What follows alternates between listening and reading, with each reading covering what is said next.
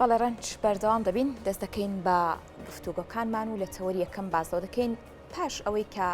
نزیکەی ساڵێک و چەند ڕۆژێک زیاتر پەرلەمانی کوردستان پەرلەمانی عێراق لە کۆبوونەوەکانیدا نەتوانرا و کۆمەڵێک پرس و بە تایبەتتر پرسی سەر کۆمارێک لای بکاتەوە وا بڕیارە سپەی ئەنجومەنی نوێنەرانی عێراق کۆبێتەوە لەسەر ئەو پرسا گفتوگۆ بکەن وهروەها بەشێکی زۆر لەلایەنە سیاسیەکانی عێراقیش ئەو یادداشتەیان گەیاندۆتە لایەنی پەیوەندیدا یاخود کۆی لایەنە سیاسیەکانی عێراقکە بە شێوەیەکی با بڵێن لایەنە سیاسیەکان ڕێک بکەون و سازان لە نێوانیان هەبێت بۆ تێپەڕاندنی ئەم دۆخە چەقبەستوویەکی سەر عێراقدا هەیە. جا بۆ قسەکردن لەسەر کۆی ئەم بابەتانە لە بەغدادەوە ڕاستەوخۆ کەریب مەلاشکوور ئەندامی ئەنجومەنی نوێنەرانی عێراق میوانی پرۆگرامی بەیانی کورسات نویز دەبێت کاکەریم ساڵ دێ بێم کاتت باش بێ دیارە وەک ڕوونا وا بڕیارە ڕۆژی پێنجشەممە ئەنجومەنی نوێنەرانی عێراق کۆ ببنەوە. دەکرێت بڵێن ئەم کۆبوونەوەیە ئەو چەقبەستووی کە لە عێراقدا هەیە تێدەپەڕێنێت؟ بەڵێ جارێکی تر بەیانتان باش طبعا بەداخەوە ینی عێراق وڵاتێکی ناسەقامگیرە و وڵاتێکە ئەو ئێمە ساڵێکە بەسەر هەڵبژاردننی پەرلەمانی عێراقی ساڵی پار لە دەیدا ساڵێکی تەواو تێپەڕێە و 9 مانگ بەسەر دەست بەکاربوونی ئەندام پەرلەمانەکان تێپەڕێت تایسە نەتوانراوە حکوومەت تەشکیل بگرێ. دیارە هەوڵەکان چڕکراوەتەوە و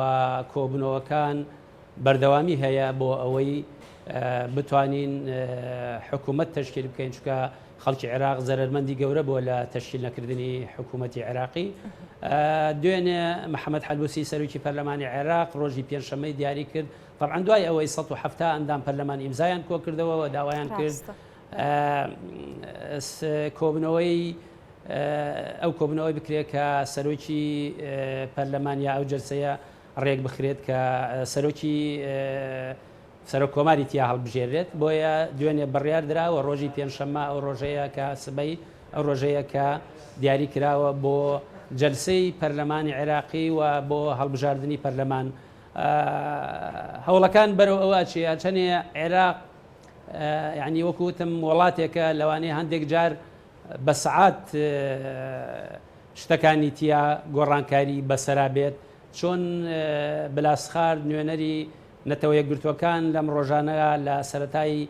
مانیدا هەندێک شتی بڵاو کردو لەسەر عێراق یەکێک لەوانە ئەڵێ زەعیمێکی عێراقی ئەتوانێت عێراق بە هەر لایەکە بیبا بۆیە بەداخەوە عێراق تا ئێستا وەزعی وایە وڵاتێکی سەقامگیر نییە و کەسێک لە مستەوای سیاسی گەورە ئەتوانێت عێراق بە ئاقارێکی ترابەرێ بەڵام هەوڵەکان بەردەوامە هەمومان ئومێدمان وایە بتوانرێت حکوومەت تەشکیل بکرێت. باشە کاک کەریم کۆدەنجی سیاسی یعنی دروست بووە یاخود بڵێن زۆرینەی سیاسی دروست بووە لەوەی کە سبەینێ ئیتر ئەم بابەتە یەکلا بکرێتەوە؟ وەکوتم 170 ئەندام پەرلەمان داوایان کردووە ئەو کۆبنەوەکە بکرێت و کۆبنەوەکان بەردەوامە ئەم شەوی ڕابردوو دوێنێ و ئەم ڕۆژێکێ لەو ڕۆژانە بێت کە بەڵێن کۆبنەوە و کارەکان بەچڕی ئیتاری تەنسیقی تا ئێستا سوورن لەسەرەوەی کە محەممەد شیع سوودانی بڵێن بربژێری ئەوان بێ بۆ سەرۆکی حکوومەت و بە هەمان شێوە وەکو کوردی شێمە ئومێدمان وایە بتوانین بە یەک کاندید بچینە ژوورەوە بۆ ئەوەی بتوانین داواکاریەکانی خۆمان لە سەرەتای تەشکیلکردنی ئەم حکوومەتە کە ئەم جارەیانە بۆ کورد گرنگی زۆری هەیە بتوانین ئێمە تا چەند یەکگرتوو بین و تا چەند ڕێک بکەوین لەسەرەوەی بە تایبەتی هەموو کورد بە تایبەتیش یەکێتی و پارتی ڕێکەون لەسەرەوەی کە بە یەک کاندید بچینە ئەو جەلسەی بەیانی ئەو کاتاتوانین داواکاریەکانمان ئەوەی کە هەمانە وەکو کورد باشتر بیچەسپێنین بەڵام ئەگەر ئەوە نەتوانین بەداخەوە لەوانەیە داواکاریەکانمان کەمتر بتوانین لە سەرەتای تەشکیلکردنی ئەم حکوومەتە بچەسپێنین و قورسایی و سەنگی کوردیش لەو حاڵەتە بەداخەوە کەمترە بێ. جا ئەمڕۆ 24 سعات لە پێشمانە عادەتەن جەلسەی پەرلەمانی عێراقی لە سعات 11 دەست پێکە ئێمە 25-26 سعات لە پێشمانە بۆی بتوانین وەکو کوردیش بە یەک کاندید بچینە پەرلەمان بۆی کۆتایی بەوە بێنین و قورسایی خۆمان بخەینە ڕووە داواکاریەکانی بەشێک گەورەی داواکاریەکانی کورد لە بەرنامەی حکوومەتی داهاتوە جێگیر بکەین. باشە کاکەریم دیارە ئەگەر بێت و بەشێک لەلایەنە سیاسیەکان لەسەر پۆستی سەر و کۆمار یاخود ئەو ململانە سیاسی کە لە نێوانیاندا هەیە یەکلایی نەبێتەوە دەکرێت بڵێن نیسابی یاسایی پەرلەمان بۆ دەنگدان لەسەر ئەم پۆستە تەواو دەبێت یاخود پەک دەخرێت. خۆی ئەوەیان یەکێ لە مۆزوعەکەیە نیسابی سیاسی بەڕاستی ئێمە بێ هەوڵ بدەین لایەنە سیاسیەکان ئەوانەی کە ئیستا هەن و ئەوەی ناوی ئیتیلافی ئیدارەی دەوڵەتە بەڵێ ئەوانە نیسابی قانونی تەواوەکە نەگەر بێنە ژوورەوە بەڵامە بێ هەوڵ بدرێ ئەوانە لە دووڕەوە هەم بۆ نیسابەکە و هەمیش لە ڕووی سیاسیەوە بۆ ئەوی حکوومەتەکە شەرعێتێ بێ و حکوومەتێک بێ بتوانێت کار بکە و حکوومەتێک بێ شەرعیەتی سیاسی و ئەوانەیشی هەبێ زۆربەی لایەنەکان بەشدار بن لە حکوومەتەکە باشترەوە تا ئێمە هەمومانە بینین ئەوە ڕەوتی سەدر چووە دەرەوەی بەڵێن پەرلەمان و تا ئیسەش دیار نییە و تا ئیسەش شتەکان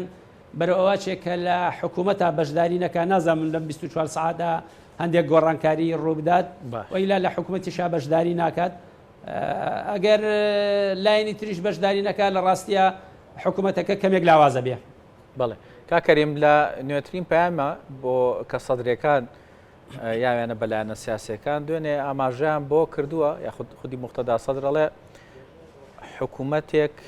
پێک ناهێندێ ینی هیچ حکوومەتێک پێک ناهێندێ و ئەو حکوومەتی کە ئێستا نیازە چوارچوی هەمانجی پێکی بێنێ ئەو ڕەتی دەکاتەوە لە شتی وە ڕوونایە ڕوونایەت منیشەوە ئەم شەو متابعی ئەوم کرد هەندێک لەوانە بڵێن هەندێک لە کەسە دیارەکانی دوان لەوانەیە لە کەسە دیارەکانی ڕەوتی سەدر ئەوەیان وت کە حکوومەت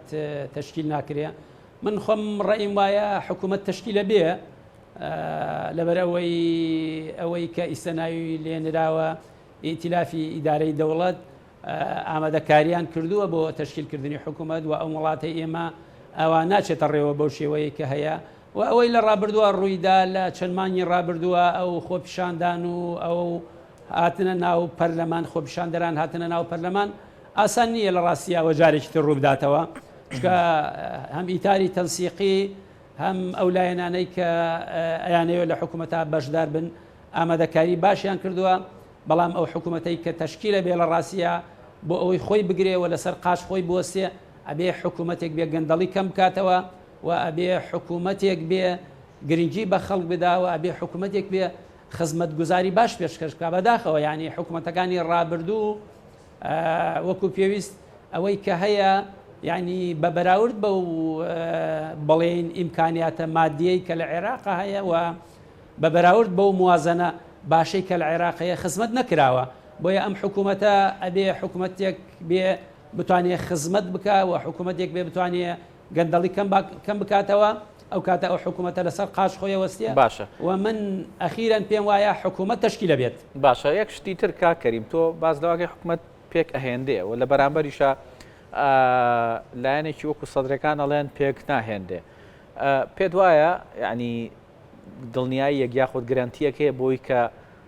سەدرەکان جارێکی ترە و هەنگاوانەی پێشووتر کە بۆ ناڕەزایەتی دەربڕین لەسەر پرۆسی سیاسی عێراق دووبارە نەبێتەوە ینی هیچ گرانتیەک هەیە ئەوان ئەو ئیشە نەکەنەوە جارێکتر گرنتیەک نییە لەسەرەوەی ئەوە نەکەن بەڵام من خۆم پێم وایە بە خوێندنەوەم بۆ دۆخی سیاسی بەغدا و ئەوەی کە ئێستا ئەگوزەرێت لە عێراقا من پێم وانە ئەوەی ئەوان کردیان لە بڵێن یەک دوومانی ڕابردووە جارێکی تر ئەوەیان پێ ناکرێتەوە ئەوەی کە ڕوویدا بڵێن لە بەغا و چوونە ناو پەرلەمان و ئەو خۆپیشاندانە گەورەیە ئەوە بە ئاسانی بەو حەجمەی ڕابردووە ڕووناداتەوە خۆ لە ڕاستیە ڕەوتی سەدر بڵین کاریگەری گەورەیان لەسەر جادە هەیە لەسەر شارع کاریگەری گەوریان هەیە و ئیستش ئەوەی کە بەدەستیان ماوە شارع جوڵێنن ئەکید بەڵام من خۆم پێم وایە ئەو کاریگەری ڕابردووی نابێ ئەگەر حکوومەتەکە تەشکیلە بێ لەگەشت حاڵەتێکە ئەگەر حکوومەتەکە حکوومەتێک بێ خزمەت گوزاری باش پێشکەش بکە و گەندەڵی کەم بکاتەوە و هەوڵ بە ئەم دەوڵەتە بەرەو دەوڵەتێکی موئەسەساتی و ئەوانە بەرێت ئەو کاتە کاریگەری ئەوانەش کەمترە بێتەوە. باشە کاکەریم بەشێک لە لایەنە سیاسیەکانی چوارچێوەی هاوئاهەنگی بازەوە دەکەن لەگەڵ ئەوەی کە سەدر لە تۆڕە کۆمەڵایەتیەکان و لە سوشیال میدیا پەیامی توندی هەیە بۆ پێگنێنانی حکومەت و ئەم بارودۆخێکی ئێستا لە عێراقەیە، بەڵام لەلایەکی دیکەوە نزیکبوونەوە و ڕێکەوتنی لەگەڵ بەشێک لە لایەنە سیاسیەکانی چوارچێوەی هاوئاهەنگی هەیە و گفتوگۆش هەیە و باسیش لەوە دەکرێت ڕەنگە سەدر بەشدار نەبێت لە پێگەێنانی حکومەت، بەڵام دوای ئەوەی بارودۆخەکە ئاسایی بۆ حکومەت پێگەێنرا جارێکی دیکە سەدر لە پرۆسەی سیاسی عێراقدا بەشدار بێتەوە. خۆت لاوێ لە بەغداد لە بارودۆخەکە نزیکی خوێنەوەی بەڕێستان بۆ ئەم بەرکەوتنانە چییە کە باسی لەوە دەکرێت؟ بەڵێ طبعاً ئێمە بە خوێنەوەی خۆمان ئەوەی کە ڕەوتی سەدر کردی من لە ڕاستیە بەوەی زانم ئەوەی توانی لە ناو پەرلەمانە گۆڕانکاری بکە وای توانی لە ناو پەرلەمانە هەنگاوی باشتر بنێ و هاوپەیمانەکانی لەگەڵ یابوون لە ناو پەرلەمانە، بەڵام بە کشانەوەی ئەو لە پەرلەمانەوە تا بینین بەشێک لە هاوپەیمانەکانیشی بەو شێوەی پێشوو لەگەڵی نین، بۆیە ئێمە ناڵێن گفتوگۆ نیە و لەوانەیە هەست بەوە بکەن کە هەڵەیان کردبێ لەوەی کە لە پەرلەمان کشاونەتەوە، بەڵام